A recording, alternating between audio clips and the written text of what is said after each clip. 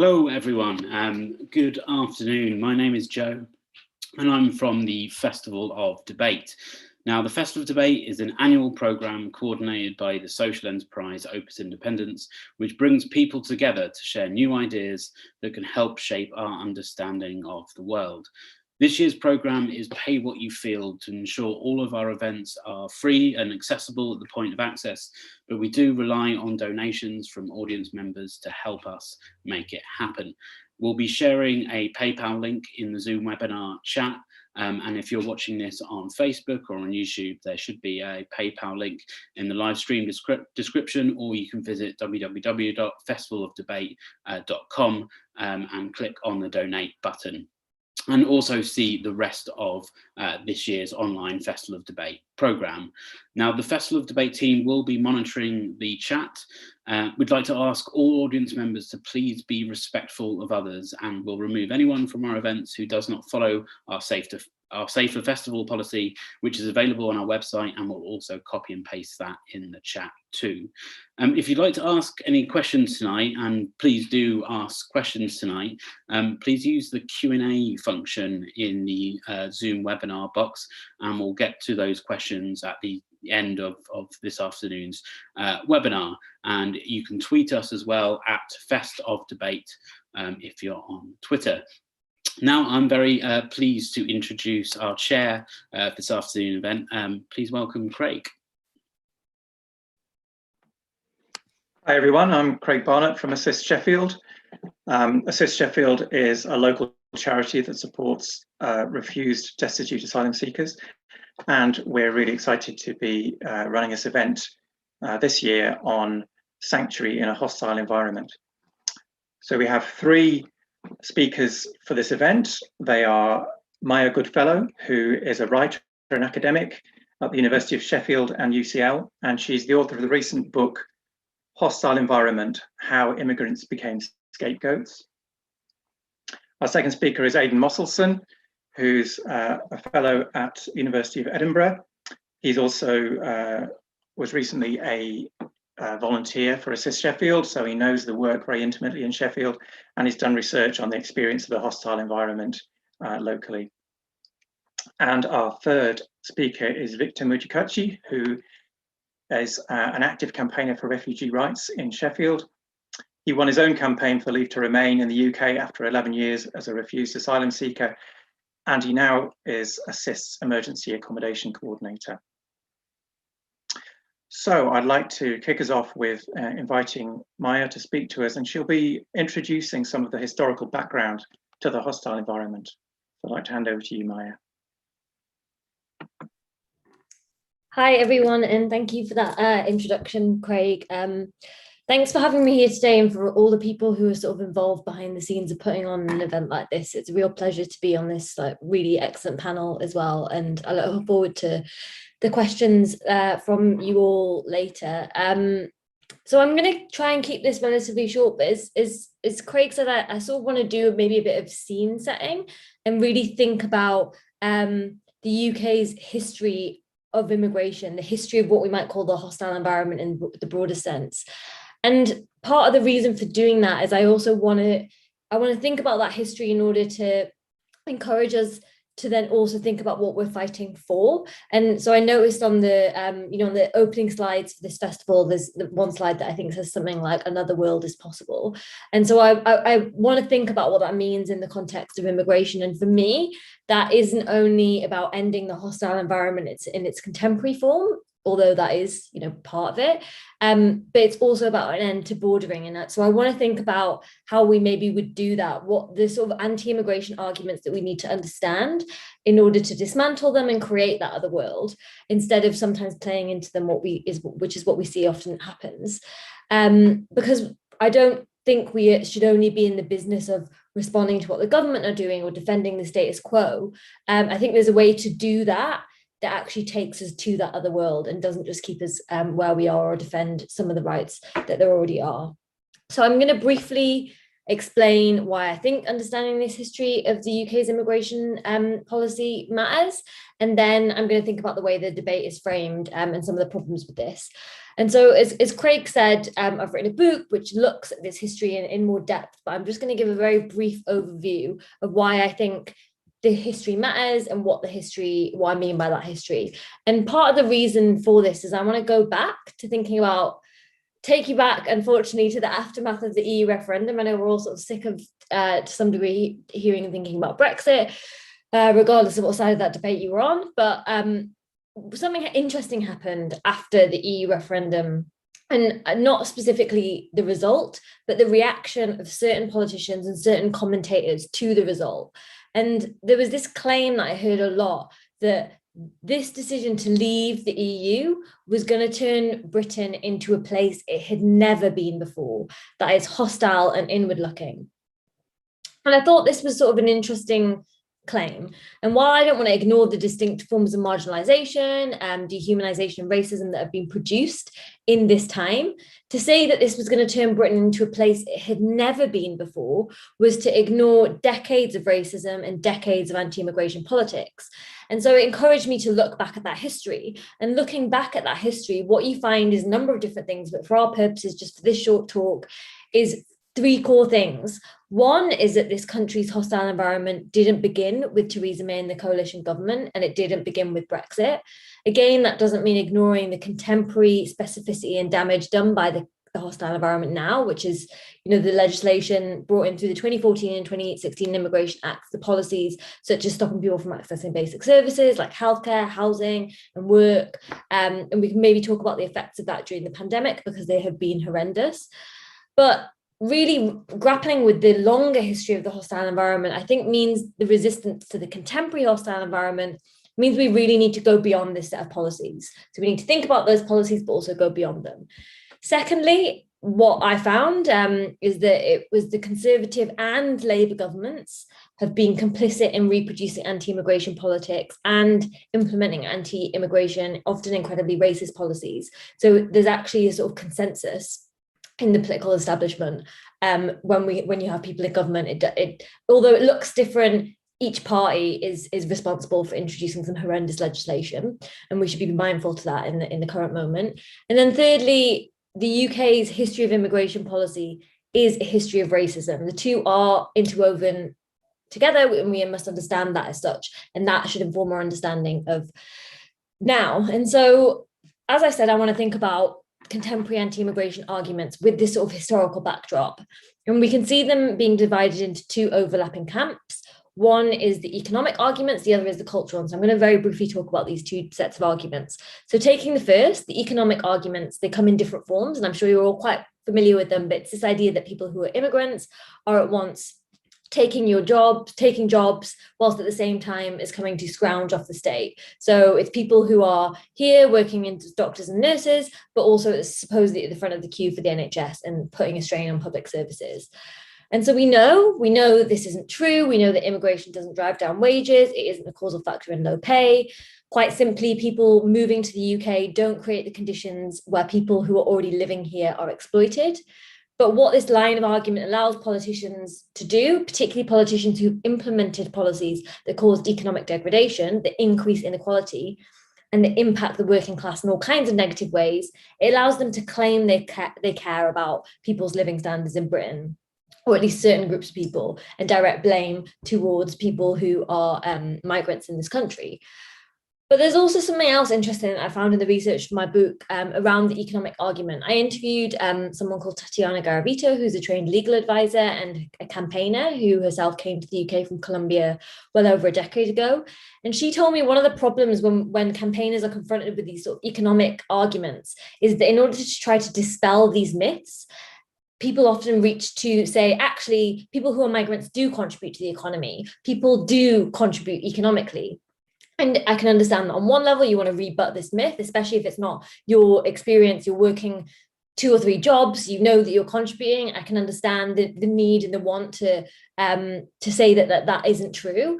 But there's a problem with this because it really begins to just turn people into economic contributors. And we saw this during the pandemic when there was the campaign to get rid of the NHS immigration health surcharge, which was successful. But this surcharge that means that people have to pay twice over for the NHS just because of their immigration status. There was this big campaign that was, as I said, successful, but it was only scrapped for people who are healthcare workers. So everyone else is still having to pay that. And so you see this problem with dividing up this so-called good migrant from the bad, or the useful from the less useful. And so while we need to reject the argument that immigration is bad for pay or reduces the number of jobs available for people in the UK, I don't think we should argue against anti-immigration narratives by saying we'll have an immigration system that is good for our economy, which is often what politicians who are defending immigration talk about, because in doing so we prop up this idea that some people are good and productive and others aren't. And this really feeds into the best and the brightest narratives that politicians have been using for decades, and that essentially treats people like commodities. But it also feeds into a broader narrative that divides society up into the so-called strivers and skivers, to borrow from David Cameron's language. So this idea really reproduces this idea that poverty is an individual failing of laziness or greed, which I think we evidently want to work against. And so that's just a very quick sort of overview of those economic arguments. And so the other side, or the overlapping other part of this puzzle, is this idea that immigration is a threat to so-called British culture and people's way of life. And we can trace the roots of this argument to a group called the New Right, which was a loose collection of academics, journalists, and politicians, actually included Enoch Powell, who were around largely in the 70s and 80s. And essentially what this group did is they rejected scientific racism, so biological racism that was really central to, but not the only part of racism of empire. And they said they didn't consider themselves to be better than people of colour who were moving to the UK, just culturally distinct. And so, although this thinking did predate this group, it really took off as an argument against immigration with this group. And so they said that people of colour coming from countries all over the world, largely people coming from colonies and former colonies, who had the right to come to Britain, they said that these people were often culturally incompatible with the UK and would threaten the UK if too many of them came here. And so this is what scholars at the time called the new racism. And so when I said earlier that racism is sort of bound up with the debate and with legislation, this is one of the ways we can begin to understand that. Because in many ways, culture, this idea of cultural difference, is acting as a proxy for race or racialization. So the sort of producing people as other and different, and then legislating on that basis. And so if you really look back at history, what you find is who this argument might be applied to, the groups that it might be applied to, has shifted over time, but the argument still exists. And you could see this in the 60s. It was people like my own mum who came from India, this idea that these people were diluting British culture, to the more recent arguments that people who are Muslims or perceived to be Muslims are culturally incompatible with Europe or the UK. You also see this to a degree in this idea that people from certain parts of Eastern Europe who are depicted as not quite white bring crime, discord, and unwanted cultural change. And there's a number of problems with this argument, which I think we can challenge and begin to probe. One is that there's no such thing as a static, contained British culture. What is it that we're talking about? And if you want to sort of probe that, there's a really good quote from the late great theorist Stuart Hall, which I'll just very quickly read you, which I think allows us to begin to think about the problem with these cultural arguments. And the quote from Stuart Hall goes like this: "People like me who came to England in the 1950s have been there for centuries. Symbolically, we have been there for centuries. I was coming home. I am the sugar at the bottom of the English cup of tea. I am the sweet tooth, the sugar plantations that rotted generations of English children's teeth. There are thousands of others beside me that are the cup of tea itself. Because they don't grow it in Lancashire. Not a single tea plantation exists within the United Kingdom. This is the symbolization of English identity. What does anyone know in the world about an English person except they can't get through the day without a cup of tea? Where does it come from? Ceylon, Sri Lanka, India. That is the outside history that is inside the history of the English. There is no English history without the other history." And so I think that allows us to begin to think about sort of problematizing this idea of culture. And we can see that there isn't this idea of a bound culture. It doesn't really make sense. But one of the other problems is with how this is framed, this cultural argument. And it's this idea that anti-immigration feeling is a natural reaction to too many immigrants of a certain kind coming into the country. And that certain kind, as we've seen, is racialized. So this is an argument the right have made, but it's been accepted by large parts of the party political left. And people are expressing cultural anxiety, that is true. But the problem for me, is that cultural anxiety is treated as natural and inevitable. And so this is why politicians have long argued that immigration control is necessary for good race relations. So to reduce racism, they say you have to reduce immigration because racism is a product of too much immigration.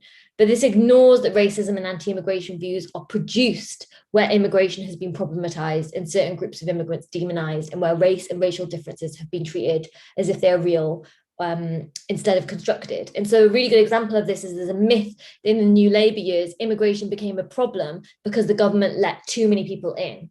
But what that ignores is all the anti-immigration rhetoric and policy of that time, particularly New Labour's obsessive dogmatic focus on asylum. They were anti-asylum almost from the get-go. So they were helping to produce anti-immigration sentiment that you could arguably, we then saw rise towards the tail end of New Labour. And so I said I was going to try and keep it brief, so I'll wrap up here. But essentially, what I think we need to do is, as well as thinking about the specifics of the contemporary hostile environment, which we should do and engage with, we also need to think about these histories and these myths in order to allow our understanding of these anti-immigration myths to then inform the way we resist them, so we don't then play into some of the logics of them and continue this cycle. But I'll end there for the moment. Thanks.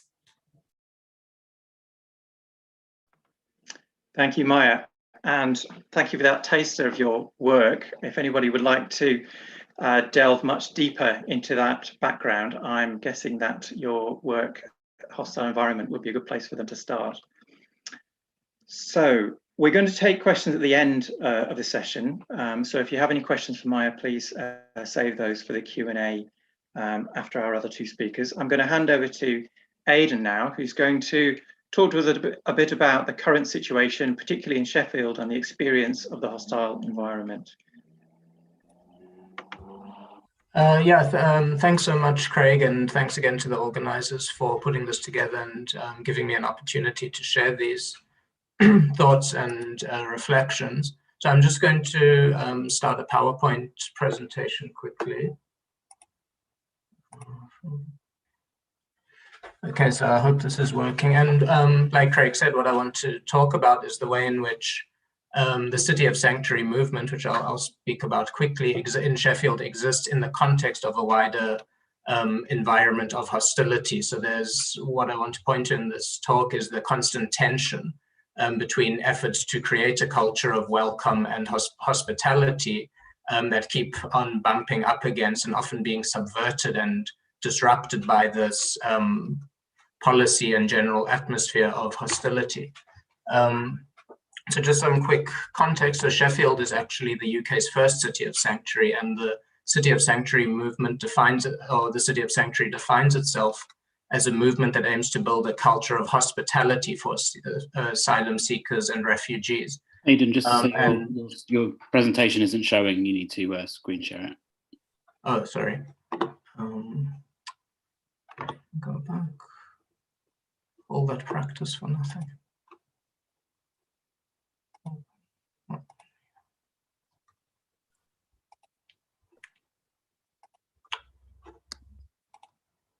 Okay. Is this working now? Yes, it is. If you could just turn it into presentation mode as well, that'd be great. Okay. I also forgot to turn my timer on. Okay, so just to move forward.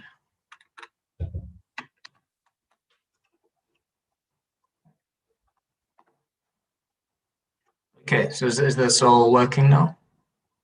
Yes. Okay, great. Sorry about that.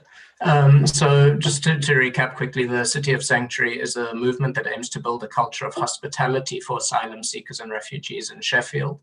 And it's interesting to note that some of the initial forms that the City of Sanctuary movement took were aimed at a very public form display of welcome. So people did things like posting posters or even beer coasters in public spaces, that sent the message that migrants were welcome in Sheffield. But over time, as the City of Sanctuary movement has become more developed, it's actually embedded itself as a series of resources, services, and spaces that aim to provide support and care for forced migrants. And on the one hand, some critics and scholars point out that this movement towards more embedded and permanent spaces is welcome in the sense that it always gives people a place to return to. What it has also meant, though, is that the City of Sanctuary movement has become much more insular. And whereas initially it started as an initiative to promote a wider culture, it has ended up becoming very much a service provision movement. And that, in a sense, again, is good because it's permanent, but it also detracts from its publicness. But we can talk more about that later. But just moving on to then the hostile environment. And I think Maya did a very good job of mapping out some of the general terms of and the policy environment that goes into creating this hostility. And when I think about and when I've come to research the hostile environment, I've come to think about it and term it a generalized atmosphere of racialized antipathy towards migrants. And that applies to forced migrants, but as well as all sorts of other migrants. And what we've seen from the outrageous treatment of the Windrush generation is that the hostile environment and anti-immigration policies have come not only to target recent migrants or people with questionable migration status or irregular migration status, but it's something that people who have an absolute legal right to be in the UK have also been caught up in. And through the series of deportations, denial of access to healthcare and other social services, people have actually been killed or died as a result of having their immigration status called into question. And what I want to talk about, though, in this presentation particularly is like Maya said, although the hostile environment policies has its roots in historic and contemporary forms of government, these forms of government take on a particular reality in Sheffield and other cities around the UK that people encounter and interact with in their everyday lives. And that's particular spaces, practices, experiences, and emotional experiences all are shaped by and go into recreating this constant generalized atmosphere of antipathy towards migrants. And again, what I want to speak about, what I'll always come back to in this presentation is the way in which this everyday reality disrupts the practices of welcome that agencies like ASSIST or the City of Sanctuary movement are trying very hard to embed within Sheffield. So the first example I want to talk about is what it actually means to move through a city that is in many ways marked by hostility. So the two images that you see on the left and the right-hand side of the screen, the left-hand image is actually a picture of the Sheffield Town Hall, and sitting atop the Sheffield Town Hall is a statue of the Roman god Vulcan. And we see the name Vulcan again coming up in the naming of actually the UK Visa and Immigration Office in Sheffield, which is known as Vulcan House.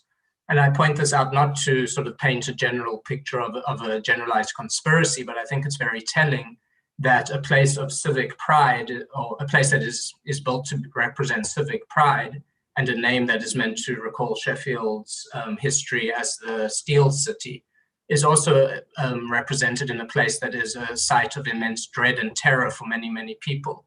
And most people aren't aware of Vulcan House and what happens in it, but for people who are immigrants, and especially people who have to report to the Home Office on a regular basis, the place itself is a place that embodies a lot of their fears and terror. So the first quote in the middle of the screen actually came from an interview I did with someone who has subsequently gained refugee status, but he was telling me about what it was like when he was an asylum seeker. And under the current legislation, when people are asylum seekers, they have to report to the Home Office on a regular basis. The frequency of reporting dates varies depending on people's cases. Sometimes it's only once a year, sometimes it's once every 6 months, sometimes it's every week. But this person was sharing this experience, and he was talking about a time when it started to snow, and he had to make a 2-mile journey by foot to get to Vulcan House because he was expected to report. And like he says here, Vulcan House was shut and he wasn't able to tell anyone that he was there. And this instituted a state of panic in him, and he started crying. And I think what's important in this example is not only the immediate experience of being locked out of Vulcan House, but this whole process of moving through a city, having to walk through the snow, feeling isolated. And a large part of what the hostile environment policies do is they make forced migrants feel isolated and feel like their presence is always contingent and always temporary. So here we get a very strong sense of how this feeling of isolation and how this feeling of being unwanted is actually inscribed into the geographies that people move through on a daily basis. The second quote below is from someone who was sharing an experience he had when he was riding on a bus, and people on the bus started racially abusing him and two other people who were sitting on the bus. And I think what's important in this example is, like Maya was saying, that what a lot of the hostile environment policies do, although we can't see them as the source of bigotry and racism, what they do in many ways is legitimize people's racialized and anti-immigrant sentiments. And in this case, people felt perfectly empowered to express these sentiments in a very public space. And the thing that really resonated for the person who shared this with me wasn't the racial abuse. Like you said, it's something that we expect, we're used to it. But what really upset him was the fact that everyone else on the bus took it as something that no one intervened on their behalf. So it was seen as something that is acceptable. And again, this creates this feeling of isolation and of feeling like you're in a place where you are unwanted, where you're unwelcome, and no one is going to stand up for you. And the last quote at the bottom of the screen, and again, though this speaks to an experience of moving through the city, of being in very public spaces, but in a way that is very isolating. The last quote at the bottom there, and someone was explaining to me what it feels like to live in a very intensely racialized environment and to always not know what to expect from social interactions. Are people going to be welcoming? Are they going to be hostile? And she said that it's like a terror. So I'm just going to move forward now and want to talk about, though, again, some of the ways in which the hostile city is being challenged. So in my interviews with refugees and asylum seekers, I asked them to map the city, so to draw rudimentary maps of the spaces that they go to regularly. And I haven't included any of these maps in the slide because they were often quite difficult to read and they wouldn't be clear in this presentation. But what became very clear is that spaces of solidarity, like the ASSIST offices, like the sanctuary, where the city of Sanctuary is permanently based, form the basis of their geography. So these are the places that forced migrants use to map the city and that they return to recurrently. So this is a way of, again, disrupting and challenging the hostility and the hostile city that has been created in Sheffield.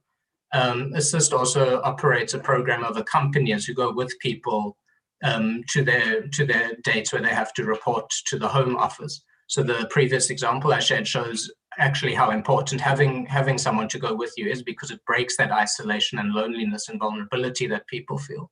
Accompaniers also provide services where they help show people to the GP offices and other places where they can get help. And again, these are ways of breaking this isolation and anonymity and creating a city that is actually shaped by geographies that are welcoming and supportive. And the two images that are in this slide are activist initiatives that actually took place outside Vulcan House. The bottom one was a soccer match or football match that was organized by an organization called Football Against the Hostile Environment. And what they were trying to do was to disrupt the space outside Vulcan House and to give it a different meaning. So to take a place that is based on antagonism, hostility, and fear, and to make it a space where solidarity can be enacted. And whilst these are very important and essential, I think we also have to bear in mind, though, that these are very episodic events and they might cause a disruption for the duration of the protests, but the processes of regulation, detention, deportation that actually go on and are processed through Vulcan House continue to carry on before, during, and after these events. So the hostile environment, although it is something that is permeable and open to challenge, is also very hard to disrupt and to shake off. Moving to this slide, I just want to talk very quickly about the type of housing that forced migrants are confronted with. So when somebody comes to the UK and applies for asylum, they're actually dispersed to anywhere in the UK, and that's at the government's discretion. And this dispersal policy, it's important to point out, actually predates the announcement of the hostile environment in 2012 and was started in 1999. So then this goes back to echoing Maya's point about how successive governments, so it's not just the Theresa May government or the coalition governments, previous governments, especially New Labour, were complicit and very active in promoting these sorts of policies that regulate and often punish forced migrants and asylum seekers. And these are all images that have been taken from inside the houses that are given to asylum seekers. And organizations, particularly CIMAG and John Grayston in particular, deserves a lot of credit for collecting these images and trying to bring them to the attention of the public. But what came through in the conversations I had in the experiences volunteering for ASSIST is the way in which living in these deplorable conditions creates a permanent sense of unease. People are never able to feel settled, never able to feel welcome, never able to feel like their lives were actually moving forward. They're always having to confront very physical problems from the state of their housing. And this again creates or conveys the notion that people are unwanted. They are met with a form of hostility, not just in rhetoric and in policy, but actual in the lived environments that they inhabit every day. Forward. So now I'm just going to speak quickly about some of the experiences and interactions that took place. So when we think about the hostile environment, it's also something that exists in people's emotional states, and it's something that people take with them. So going back to the previous example of the person who went to, who had to go sign at Vulcan House and was shut out, later in our interview, he was telling me how even though now he has refugee status, he is able to stay and live in Sheffield and he has a very vibrant life. He's studying at university. He confided to me that he still sees himself as below other people. So through all of these experiences, he's been made to feel and has absorbed this feeling into his identity and interactions with others, that he is unwanted, that he is a lesser being. Other examples that came through. So in one case, when I was volunteering, I asked a person a seemingly innocent question. Maybe I was being naive, but I asked him, how long have you been in the UK? And he started telling me that he'd been in the UK for over 13 years and that he was deprived the right to work. He had no sense of permanence. He didn't know what would happen to him. And as he started telling this to me, he got more and more agitated, upset, and eventually angry. And the people that were around us in this room started to sense his anger and started to obviously feel upset by it, but also started to move away from him and started to create a distance. So what I saw in this example is that the hostility that people have experienced follows them into other spaces. And it's something that recreates these emotional states that makes people feel distant and separate from others. Something else that also came up frequently is how the stress of the asylum system makes people stagnate or feel stuck in their lives. So often when volunteering, we'd present people with various options to help them stay active. We would give them advice about free English language classes. They could take, or in some cases even ask people if they wanted to act as interpreters for a charity like ASSIST because their English was very, very good. The answer that we were met with very frequently was, I can't, I'm too stressed, because people were too worried about their continuing asylum cases and having to build evidence, having to deal with solicitors, having to go through a whole range of experiences. So all of these experiences occupy them and take up all the space in their lives, and it means that they can't engage in any other ways with society. So again, they are put in a position of being isolated and distanced from everybody else. Migration status and identity documents also become normalized in spaces of care. So one of the defining features of the hostile environment is that it introduced what Nira Yuval Davis and other scholars have called everyday bordering practices. So what this means is that when you interact with a whole range of social services, like trying to register for social housing, going to access your GP or go to get healthcare, renting a house, you're registering for college or university, you always have to prove your immigration status. And if you don't have the correct immigration status, you can be refused services. And again, this was the roots of the suffering that was inflicted on the Windrush scandal. People weren't deemed to have sufficient proof. But what happens in spaces of care often is that people are always forced to produce identity documents. And again, I'm not saying this to criticize charity organizations. Having to distinguish people and know people's different statuses entitles them to different services and forms of support. But also what it shows is that the idea of having different forms of immigration status being reduced to an ID number and a label of refugee, asylum seeker, refused asylum seeker, irregular migrant becomes a defining feature of people's interaction. And what happens then in these spaces of care, and other scholars have also pointed this out, is that hierarchies between people who provide care and people who are cared for become recreated. And like Maya was saying, these are very racialized hierarchies.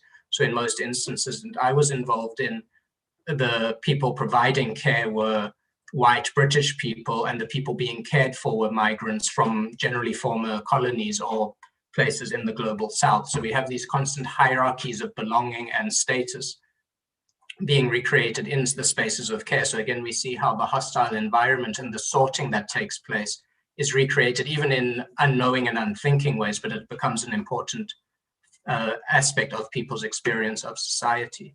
So just to wrap up quickly, so again, what I hopefully have conveyed through this is that the hostile environment isn't just a set of policies, but it's an everyday reality that people have to contend with, and it exists in a range of spaces, in the houses people are confronted with, and in interpersonal relationships and interactions.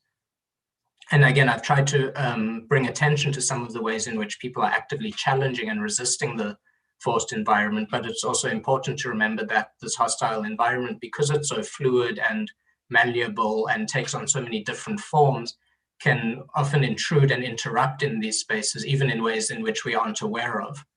And lastly, again, just to point out that there are a range of charities and activist organizations in Sheffield doing incredibly important work, even if it's open to critique and can always be done better. I don't unfortunately have the answers on how it can be better, but I can sort of hopefully be part of the conversation. But again, I'd implore people to reach out to organizations like ASSIST, like SciMag. The last website, detention.org, is part of an organization called These Walls Must Fall that actively campaign for migrant reform and, like Maya was saying, rethinking what it means to have bordering processes in our society. So anyone who wants to get involved, again, I think it's very important to do so. And I'm going to end here. Thank you very much, Aidan.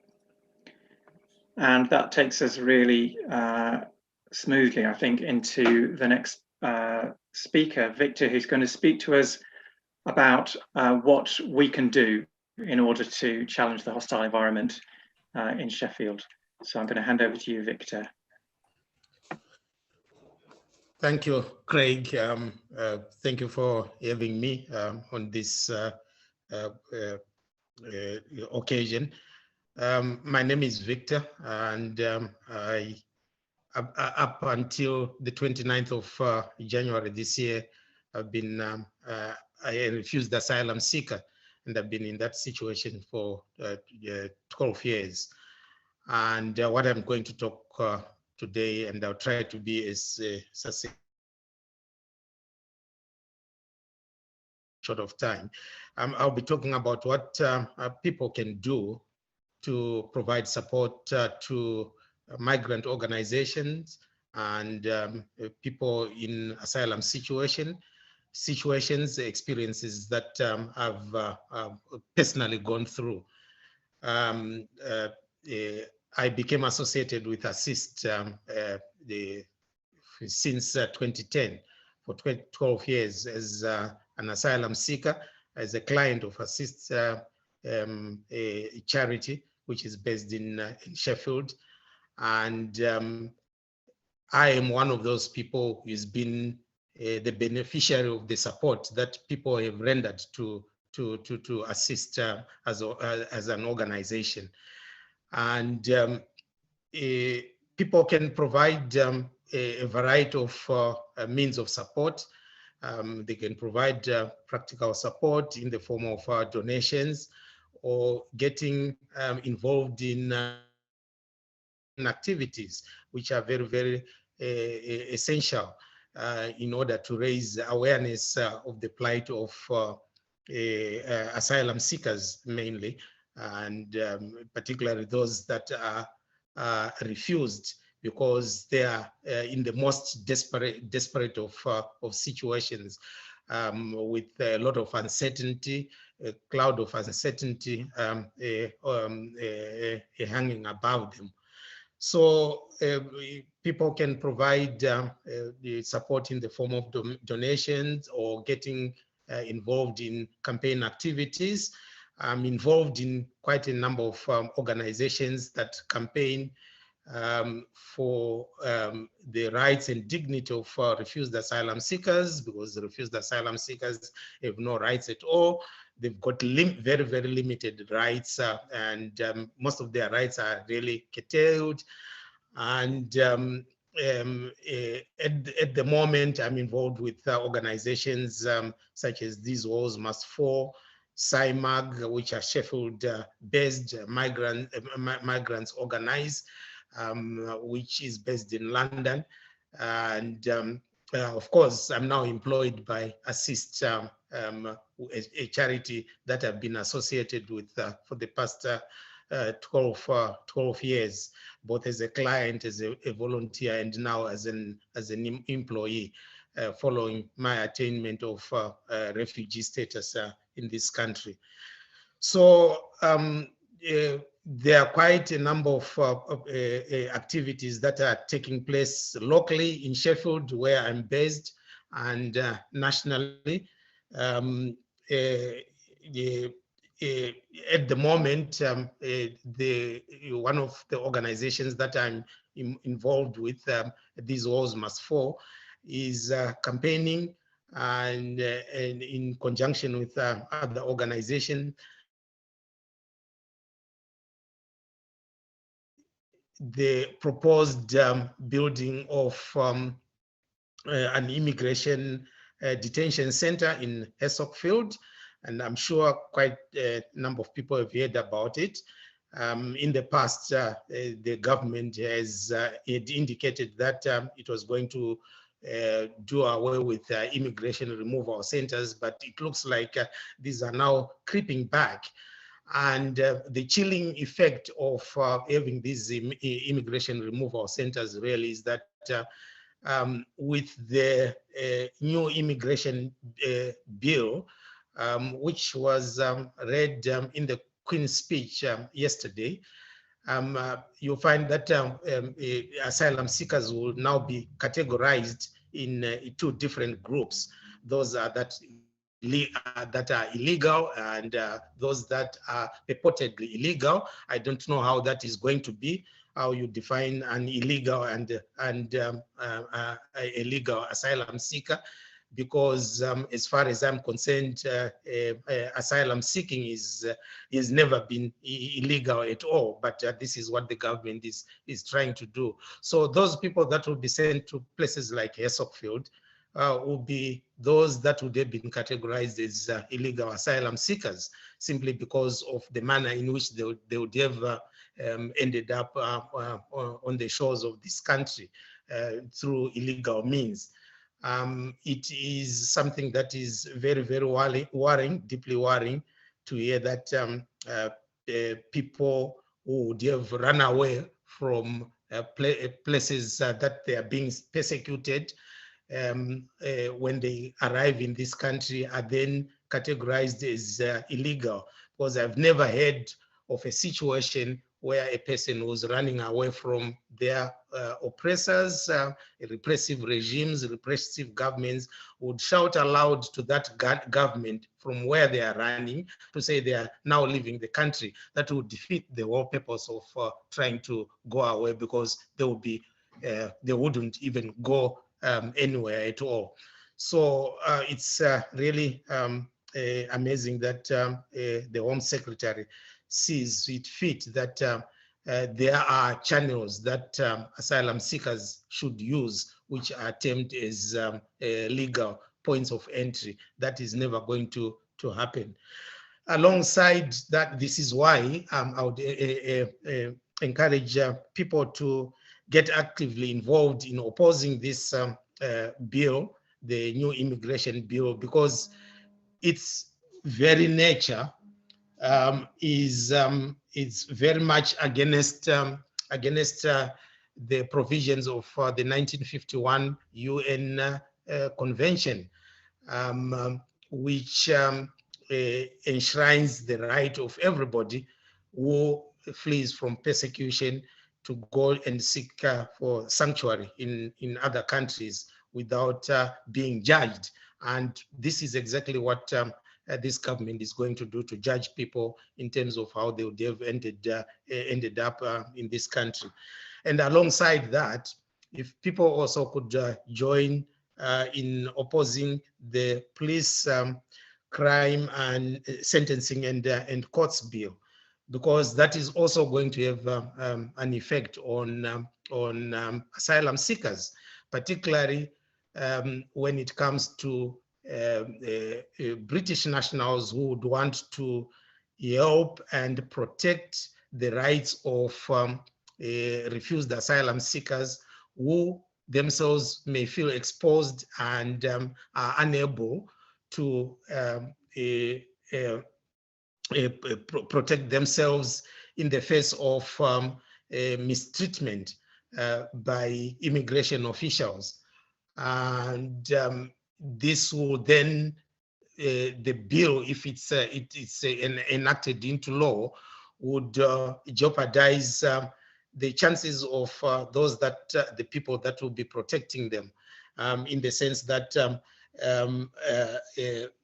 the Home Secretary and police officers will be given very, very subjective powers that can then impact negatively on those people that will be protecting asylum seekers.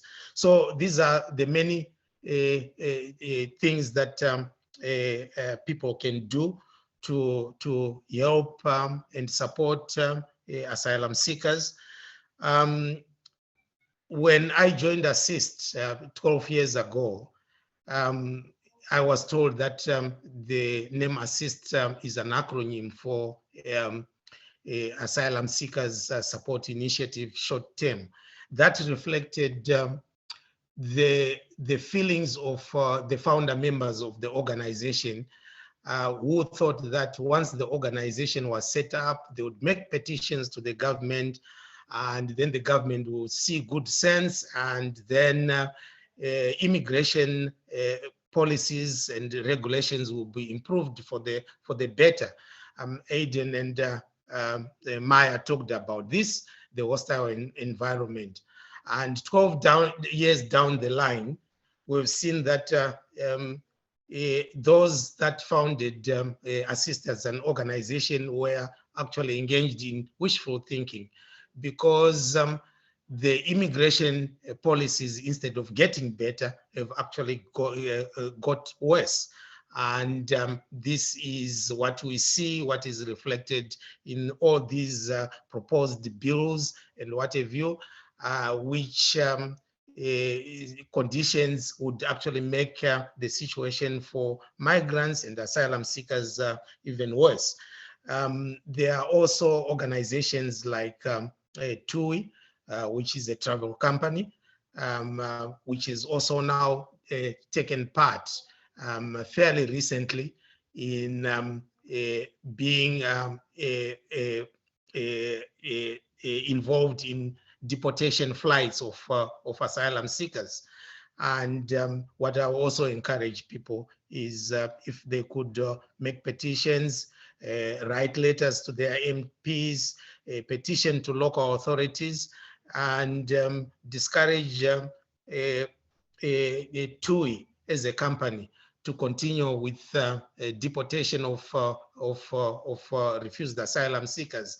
And we know that the horror of it really is that if the new immigration bill comes into effect, takes effect, most of these people who would be deported using these channels operated by companies like TUI would not have had a fair assessment of their claims, particularly now that those asylum seekers will be, most of them would have been categorized as illegal asylum seekers, which would be no fault of theirs.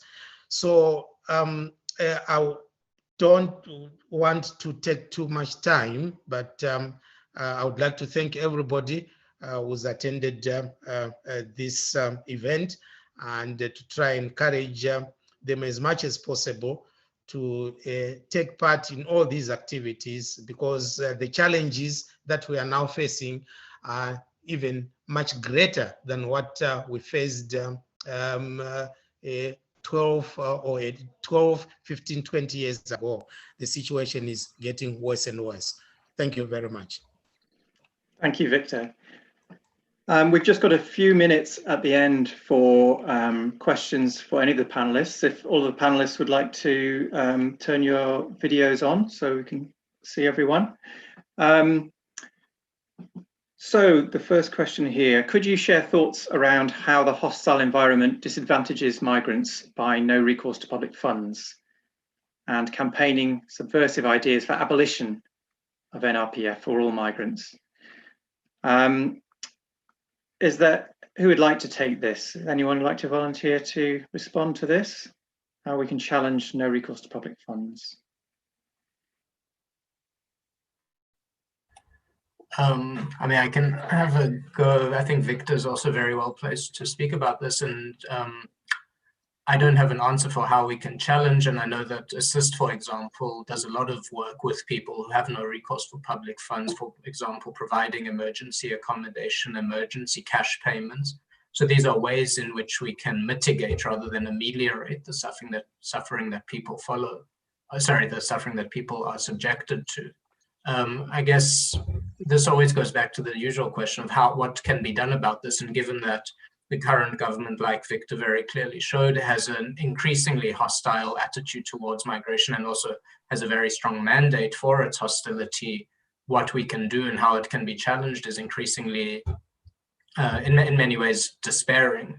The direction that this country has gone, and it increasingly lurches towards the right, is something that we have to be increasingly worried, but also actively engaged in trying to do something about. So again, I don't have an easy answer. Maybe someone else who is also maybe more on the front lines than I am can speak to that. I can chip in on that, Aidan.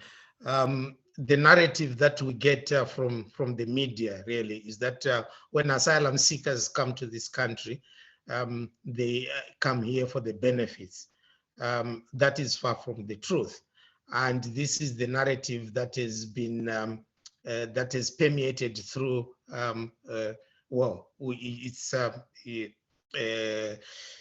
through the media channels really, and especially the government supporting papers like the Daily Mail and what have you. I remember years ago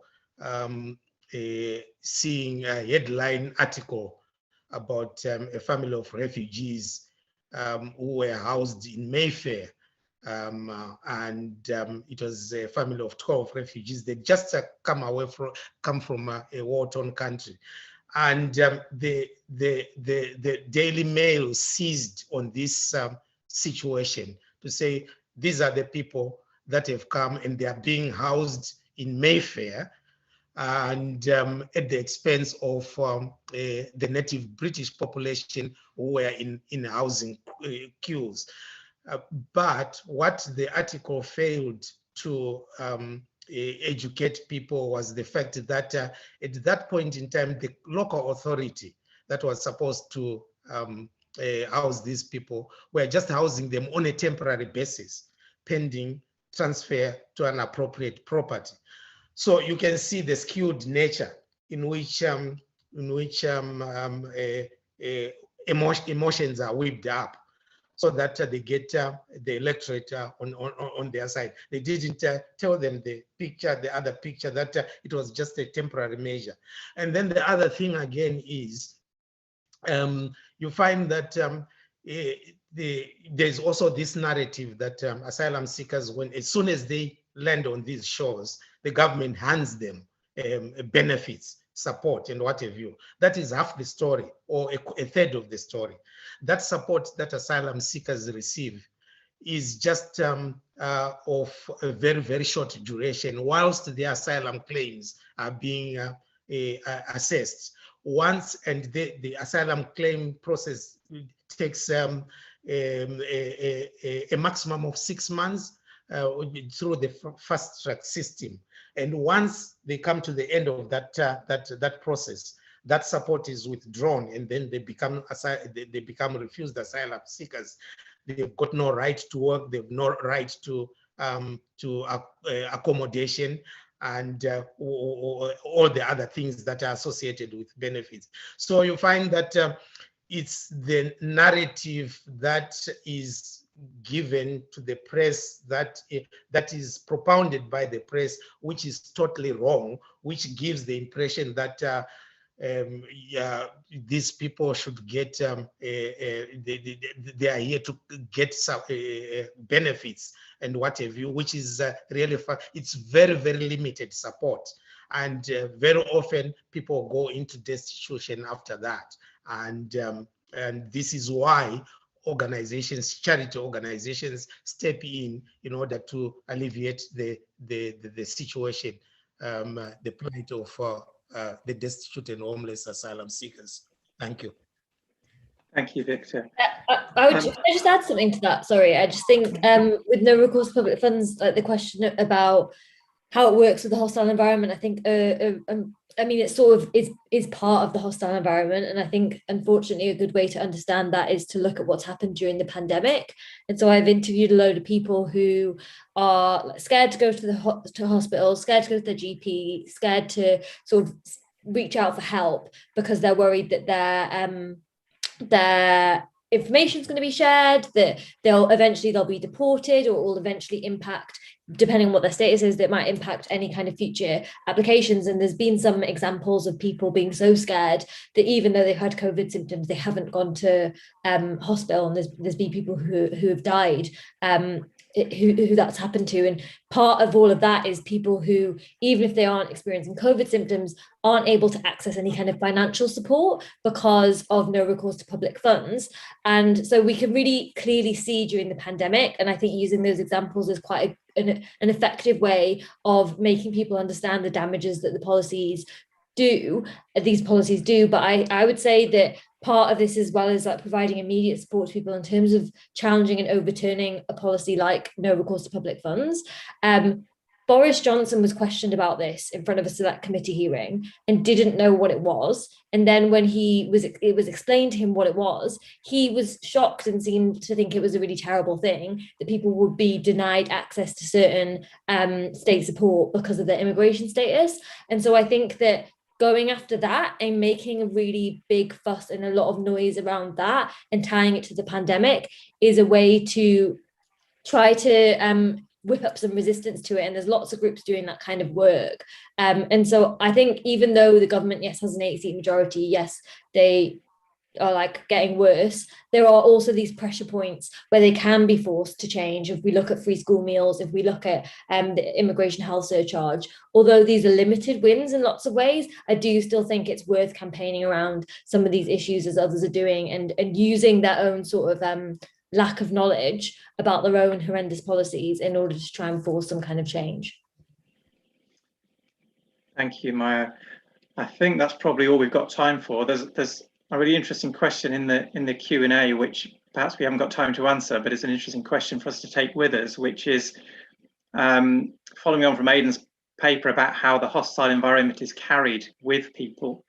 The question is, how might we carry the experience of solidarity or rightful presence? How can we turn that into something that we can carry with us?